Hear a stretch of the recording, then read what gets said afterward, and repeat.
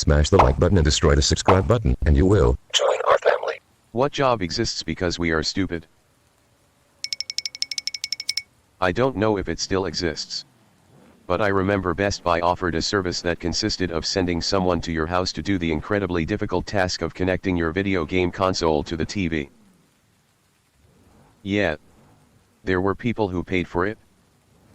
As someone whose 70-year-old mill just got a Nintendo Switch for Animal Crossing purposes, I understand this. It took her 3 days to figure out how to turn on her TV, turn on the Switch, connect the Joy-Cons, and save her game when done playing. She kept just turning off the electricity, turning on the Switch without the TV, etc. And this is after we installed the dang thing for her. Garbage cleanup in parks, etc. Sometimes I feel like my job has been invented for stupid people. I'm a mechanic. Most of the times it's doing hard things that the customers don't necessarily have the tools or experience to do. But there is always this guy that comes with the complaint car is doing a weird noise when I take a bump. So naturally you test it and find where the noise is coming from. And that's how it goes with the customer. Me. I found your trouble. See. Yeah. What is it? Me. It seems the umbrella under your passenger seat is loose. People have to go into the sewer network to literally smash up these fatbergs, I think they call them. When people just tip that bit of oil down the sink after cooking, it coagulates and sticks together down there. And if not handled can block that whole section of sewerage network.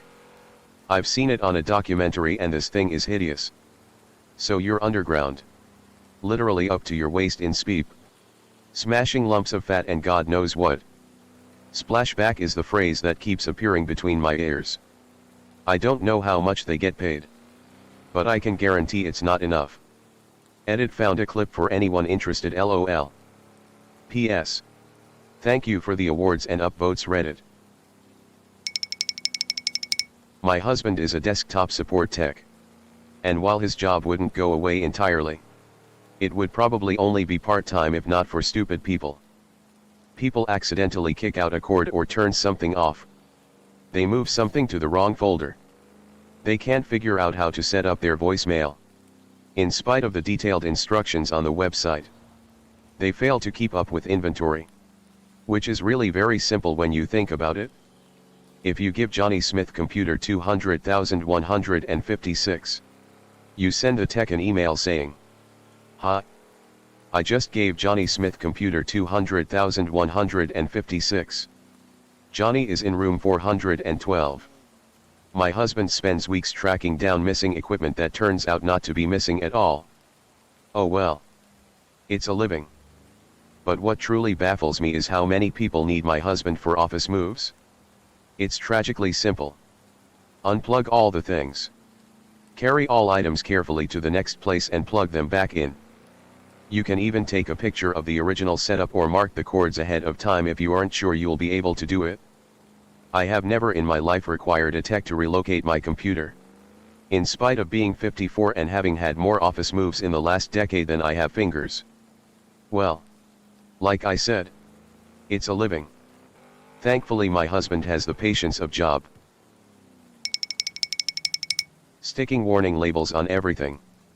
Like, oh I don't know, sticking a warning label on peanut containers to inform people that it may contain peanuts. Social media influencers. TurboTax in America. Other countries just tell you how much you owe or what refund you get. But our country is stupid and some lobbyists bribed some officials to not modernize, and to actually screw things up even more. And now we have businesses profiting off us guessing the number the IRS thought of. This is your friendly reminder that free file is a thing. If you earn less than 72,000, TurboTax and a bunch of other companies legally have to offer you a version of their software to use. This is the exact same thing that you pay for. But they have an agreement with the IRS that as long as they give their software away for free, the IRS won't develop a state-run version that will put them out of business. Needless to say, they go out of their way to guide you to the paid option. But most people can file their taxes without paying anything to tax filing companies. I used to work in fraud prevention for a bank. Basically, if customers gave their card details to scammers or got scammed, we would help them try and recover the money. We also dealt with a lot of genuine customers whose payments were stopped for checks by the system. I wouldn't say the job wouldn't exist per se.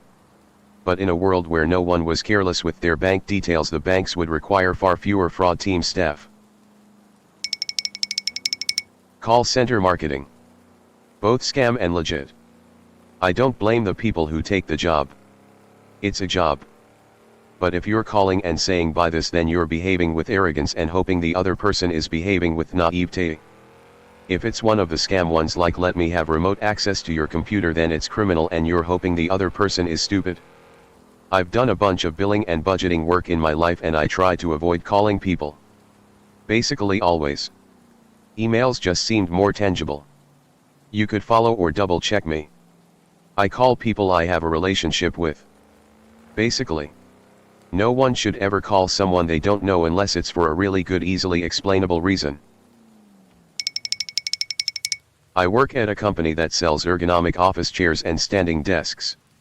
My entire job as a live chat rep exists because people are dumb. Most of my job exists to answer questions about things that are clearly listed on the product page in front of them or explaining how to do a hard reset. People keep saying I turned it off and on again and it's still not working. To which I always need to reply, well, did you do an actual full hard reset? The steps are in the instructions you got with the desk, on the help center and on the product page, but sure. Here are the steps yet again. And make sure to follow each step exactly or you will cause the reset to fail. A minimum 20% of every job, really. I once had to drive out to a business to fix their washing machine. There was a fork visibly stuck in the drain, preventing it from opening and closing properly. I tried to explain this to them on the phone first. Had to charge them $80 to pick up a fork while I made eye contact with the owner. College counselors. Not the free ones in school. The ones rich people pay exorbitant amounts of money to in order to hack college admissions. They signify everything wrong with the dumb amount of pressure we put on entering an education system set up such that money is more important than merit. One I'm glad exists is monster truck driver. Big truck go boom boom. As someone that once worked in high finance, I'm going with investment advisor. This probably isn't what you were looking for, but nobody today has a need for an investment advisor. Everything is literally all designed to mimic the benchmark. Do yourself a favor and just read Wikipedia on investing and just buy and hold.